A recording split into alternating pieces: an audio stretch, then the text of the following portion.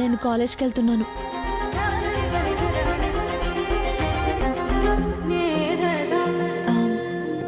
అదే నాన్న, నేను కాలేజ్లో హాకీ గేమ్ ప్రాక్టీస్ చేద్దామని.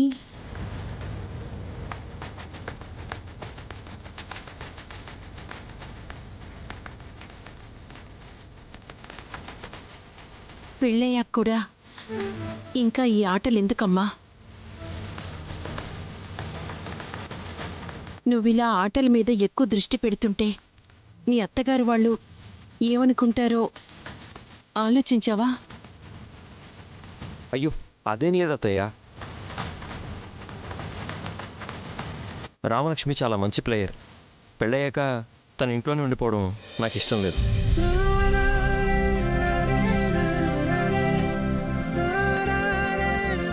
తను నేషనల్ ప్లేయర్ కావాలనేదే నా ఆశ. నేనే తనని ఫోర్స్ చేశాను. మా ఇంట్లో ఏ సమస్య రాదు, మీరేం కంగారు పడకండి.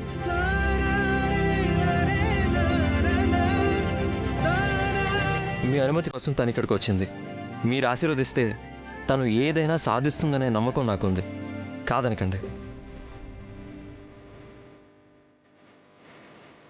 ఏ ఆడపిల్లకైనా పెళ్ళయ్యాక కొత్త జీవితం మొదలవుతుంది. పెళ్ళికి ముందున్న ఆశలు, అలవాట్లు పుట్టింట్లోనే వదిలేస్తారు. నువ్వు అలా కాకుండా నీ ఆశయం వైపు అడుగులు వేస్తానంటున్నావు.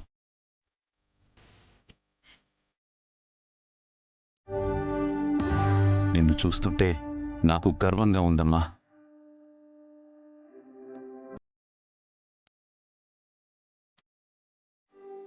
మీ ఇద్దరి ఆశ, ఆశయం ఒకటే అవ్వడం, శౌర్య నిన్ను ప్రోత్సహించాలనుకోవడం నీ అదృష్టం రామా.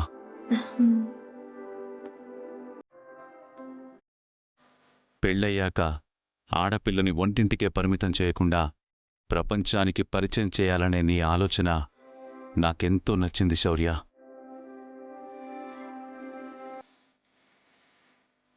ఆశీర్వాదం తీసుకో. నాన్న, నన్ను ఆశీర్వదించండి. విజయోస్తు. తండ్రిగా నిన్ను ఇన్నాళ్ళు కంటికి రెప్పలా చూసుకున్నానమ్మా. నిన్ను కళ్ళల్లో పెట్టుకుని చూసుకుంటానని పెళ్లినాటి ప్రమాణాలు చేసిన నీ భర్తే నీకు గురువవ్వడం నువ్వు చేసుకున్న పుణ్యం.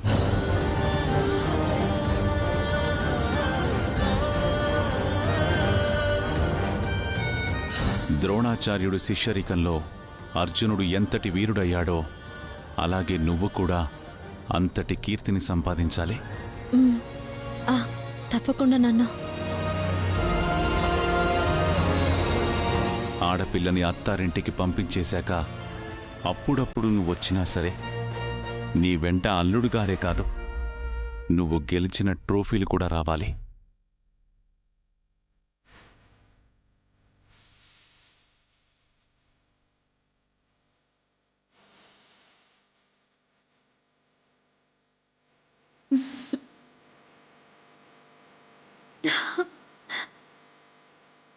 తప్పకుండా నాన్న.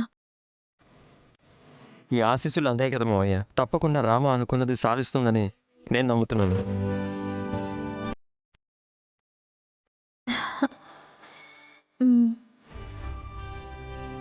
నీ జీవితంలాగే ఆర్చి జీవితం కూడా బాగుపడితే బాగుండు. తను కూడా మళ్ళీ గాడిన పడితే బాగుండు.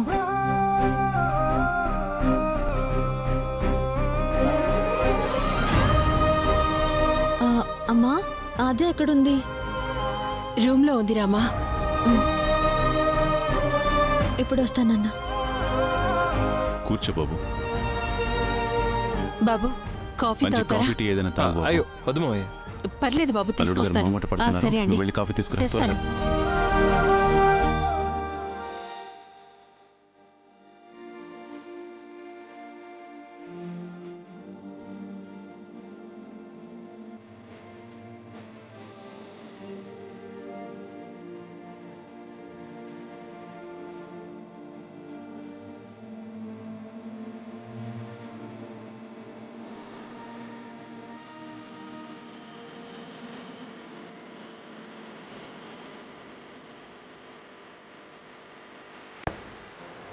ఆద్య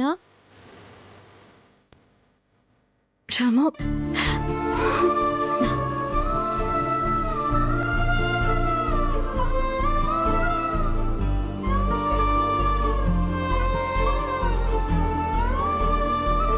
ఆద్య, మొట్టమొదటిసారిగా నువ్వు అమెరికా నుంచి వచ్చినప్పుడు నన్ను చూసి ఇంత అమాయకురాలుగా ఉంటే ఎలా అని నాకు చలాకీగా ఉండడం నేర్పించావు.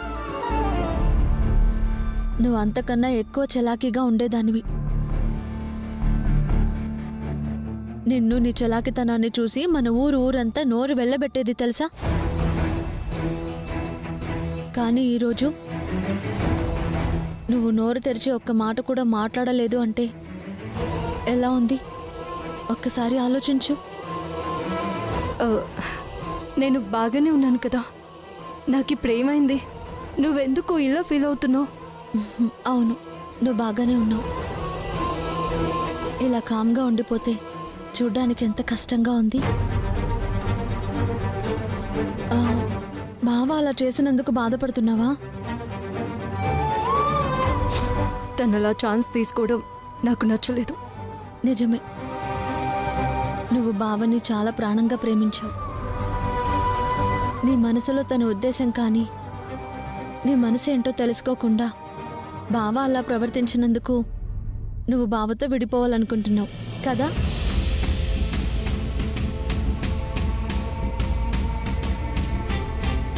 అసలు ఇదంతా ఎందుకు జరిగింది? కేవలం నా కోసమే కదా? నిజానికి నువ్వు శిక్షించాల్సింది బావని కాదు, నన్ను. అవునాద్య, మా ప్రేమని నువ్వు గెలిపించడానికి నువ్వు ఓడిపోవడం నాకు నచ్చట్లేదు. నేనెప్పుడూ ఓటమిని ఒప్పుకోను రామా. శ్రీను లైఫ్లో నుంచి తప్పుకుంటున్నానంతే. అయితే కోపం ఉందా? అది కరిగిపోతుందిలే. కోపం కరిగిపోవచ్చేమో కానీ నా మనసు కరగదు.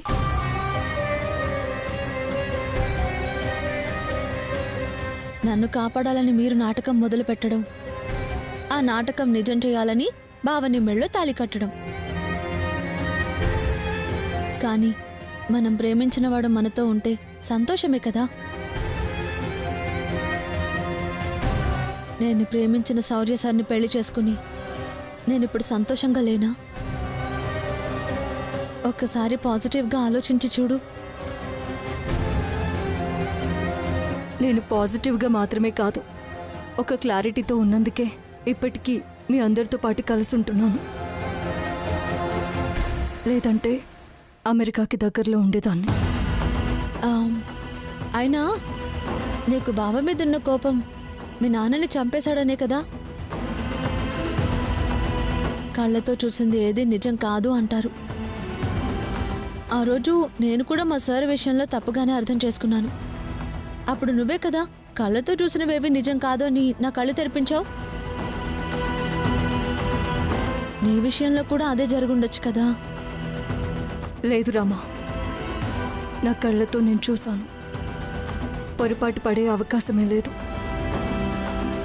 అయినా దాని గురించి మాట్లాడడం నాకు ఇష్టం లేదు. మీ బావని నేను క్షమించలేను.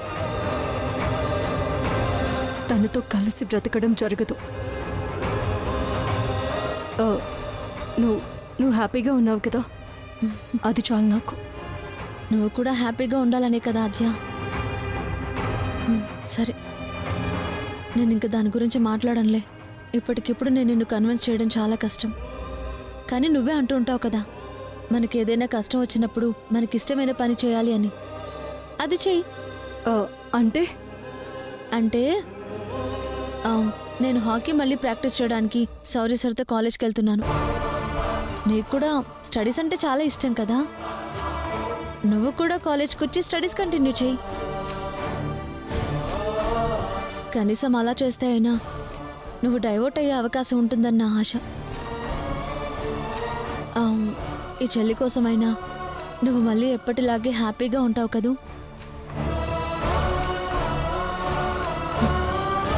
సరే, నేను వెళ్తాను.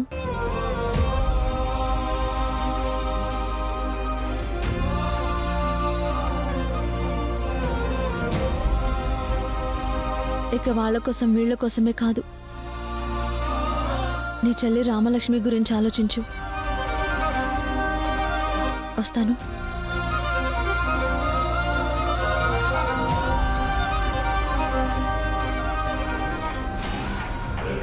నేను నాకంటే ఎక్కువగా శౌర్యనే ప్రేమించాను, కానీ తను రామలక్ష్మిని ప్రేమించాడు. దాన్ని శౌర్య నుంచి దూరం చేయాలనుకున్నాను, నాకు దూరంగా వచ్చేశాడు. శౌర్య కోసం నా లొకేషన్, వేషం, భాష అన్నీ మార్చేశాను. దాన్ని చంపాలని ట్రై చేశాను, ఓడిపోయాను. వాళ్ళిద్దరినీ కలవనీయకుండా చెయ్యాలనుకున్నాను, అందులోనూ ఓడిపోయాను. వాళ్ళ జర్నీ బ్రేక్ చేద్దాం అనుకున్న ప్రతిసారి నా హార్ట్ బ్రేక్ అవుతూనే ఉంది. నేను చేసిన ప్రతి ప్రయత్నం నన్ను ఓడించింది. మొగుడు కలలు కంటే పెళ్ళాం వాటిని నిజం చేయబోతోంది. ఇద్దరు హాకీ ప్రాక్టీస్ కి కాలేజ్కి వెళ్తున్నారు. అది ఆటలో గెలిచి శౌర్యాన్ని లైఫ్ లో గెలిపిస్తే వాళ్ళిద్దరిని వేరు చేయటం నాకు కలగానే మిగిలిపోతుంది.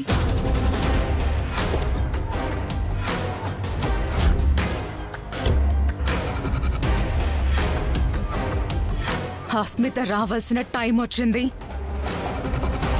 ఈ అస్మిత ఒక్కసారి నా అనుకుంటే నోకి ఛాన్స్ ఇవ్వదు.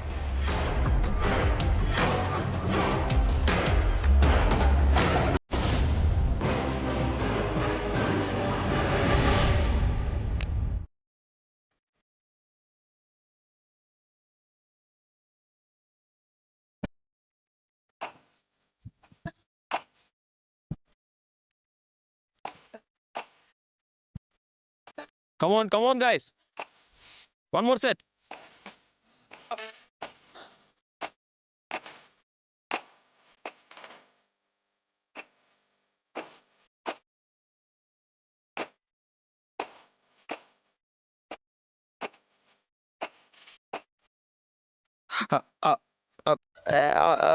Come on, girls. Come on. Warm up. Ready.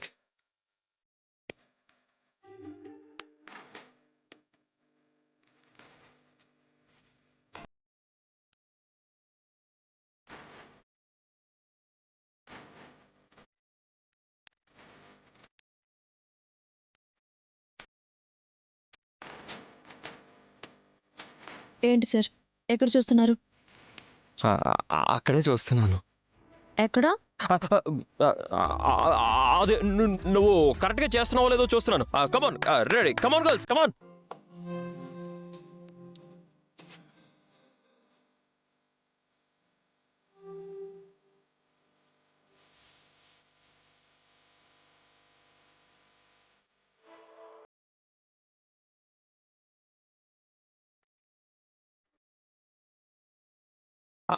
Rama, అలా కాదు రామా, ఇలా. ఆ! సార్, ఏం చేస్తున్నారు సార్ మీరు? నీతో ప్రాక్టీస్ చేయించడానికి వార్మప్ చేయిస్తున్నాను. చాలండి సార్, సరసాలు. అలా చేస్తే ఇంకా నేను గేమ్ ఆడినట్టే. నేనేం చేశాను? అలా కాదు రామా, ఇలా. Okay, no more disturbance. Come on girls, come on, చేయండి. Warmup, come on. Next exercise.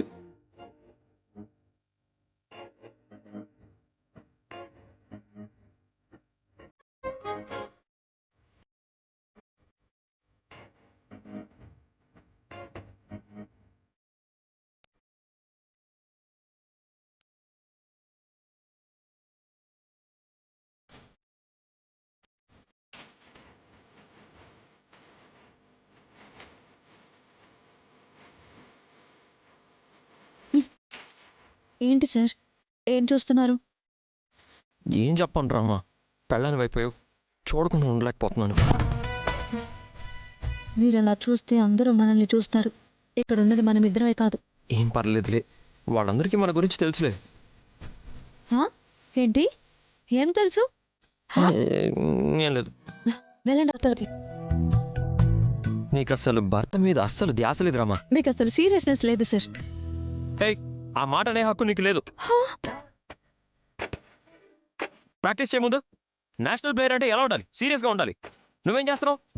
నన్ను డిస్టర్బ్ చేస్తూ మళ్ళీ నన్నే అంటారా? రాత్రి ఇంటికి రండి, అప్పుడు చెప్తా.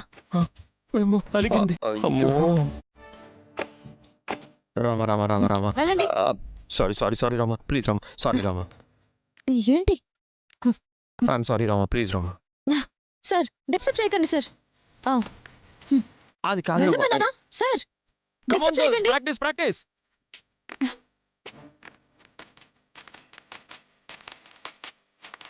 చెప్తా రాత్రికి మీ సంగతి.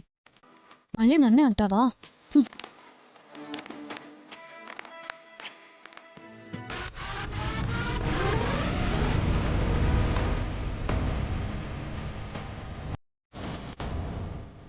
అయినా ఈ ఆది వద్దన్నంత మాత్రాన నా కొడుకు చేతకాని వాడలా ఇంట్లోనే కూర్చుంటాడా ఏంటి? ఈ రోజు నుంచి నా కొడుకు ఉద్యోగానికి వెళ్తున్నాడు, ఉన్నత స్థాయికి వెళ్తాడు, ఎవరికీ అందనంత ఎత్తుకి చేరుకుంటాడు. మంచిదేగా పద్మా? అదే చెప్తున్నాను. ఇన్నాళ్ళు ఆ ఆది మోజులో పడి దాని కొంగు పట్టుకుని తిరుగుతూ వాడి గురించి వాడు ఆలోచించుకోవడమే మర్చిపోయాడు. ఇన్నాళ్ళకి వాడు కళ్ళు తెరుచుకున్నాడు. ఇక నుంచి వాడికి అన్ని మంచి రోజులే.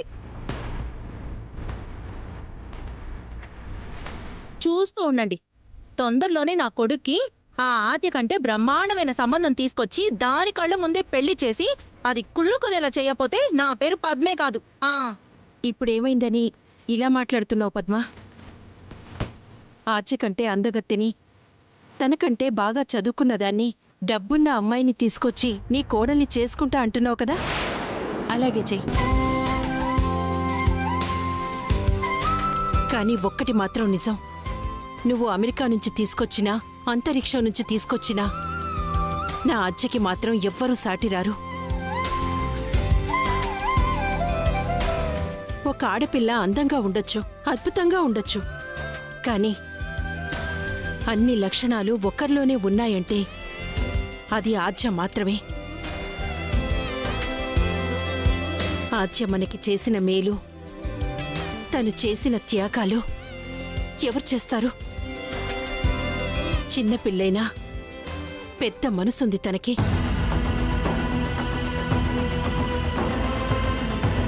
అది తనని అర్థం చేసుకున్న వాళ్ళకే తెలుస్తుంది. నువ్వు చెప్పినట్టు ఎంత గొప్ప కోడల్ని తీసుకొచ్చినా ఆద్య కంటే మంచి కోడల్ని నువ్వెప్పటికీ తీసుకురాలేవు.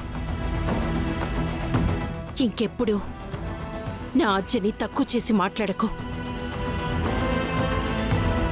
ఆద్యని వెనకేసుకొస్తుంది అనుకున్నా అదే జరిగింది.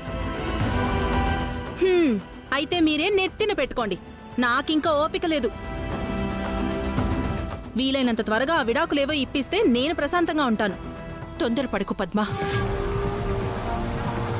నువ్వనుకున్నట్టు నేననుకున్నట్టు ఏదీ జరగదు. విధిరాత అనేది ఒకటుంటుంది కదా, అదే నిర్ణయిస్తుంది. ఏంటో నిజాలు మాట్లాడితే ఎవ్వరికీ నచ్చట్లేదు.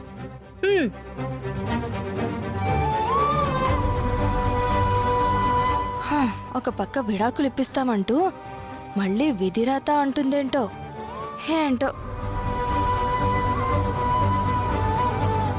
అక్క, ఆ పాలు కొంచెం ఇందులో పోయి.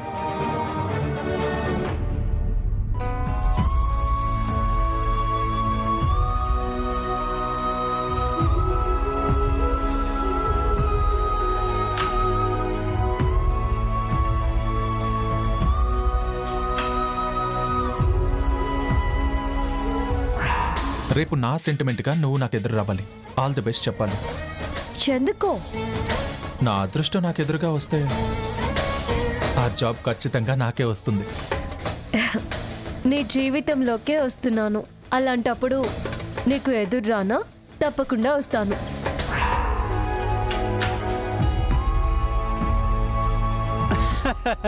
ఎరా సీను, ఆఫీస్కి బయలుదేరావా? అవునా, నేను ఆఫీస్కి వెళ్తున్నాను. అబ్బా, పక్కనే ఉన్నవాడికి అంత గట్టిగా చెప్పాలేంట్రా నువ్వు? దూరంగా ఉన్న వాళ్ళకి వినిపించాలి కదా. ఏంటి? ఆతి వింటుందన్న. రే, విన్నా చూడదు, నిన్ను పట్టించుకోదు కదరా. నువ్వు బుద్ధిగా వెళ్ళి జాబ్ చేసుకో, నువ్వేంటో ప్రూవ్ చేసుకోవాలరా. అప్పుడే ఆద్య యూటర్న్ తీసుకుని అలా అలా అలా నీ దగ్గరికి వస్తుందన్నమాట.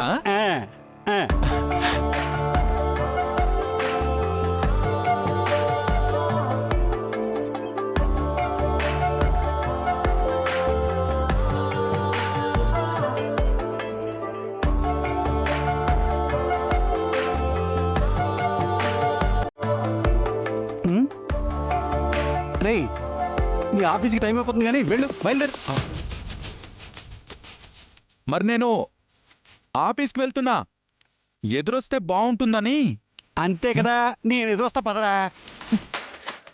ఓ మీ అమ్మ నానా మరి ఆద్య,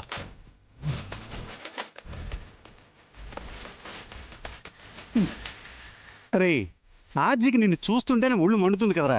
తను నీకు ఎలా ఎదురొస్తుంది? ఏమో గ్రహాలు అనుకూలించి ఋతుపవనాలు నా వైపు వీచి ఏదైనా మ్యాజిక్ జరగొచ్చేమో. అరే నిన్ను మ్యాజిక్ లేదు, మ్యూజిక్ లేదు. అసలు నువ్వు అవసరమే లేదనుకుని వెళ్ళిపోయిన దాని టాపిక్కే మనకు అవసరం లేదురా. పద, నేను ఎదురొస్తాను. నీకంతా మంచే జరుగుతుంది. పద. అమ్మా, ఏమే? పద. అమ్మా, అమ్మా. వామ్మో, వీళ్ళు ఎప్పుడు ఎలా ఉంటారో ఎవరికి తెలీదు.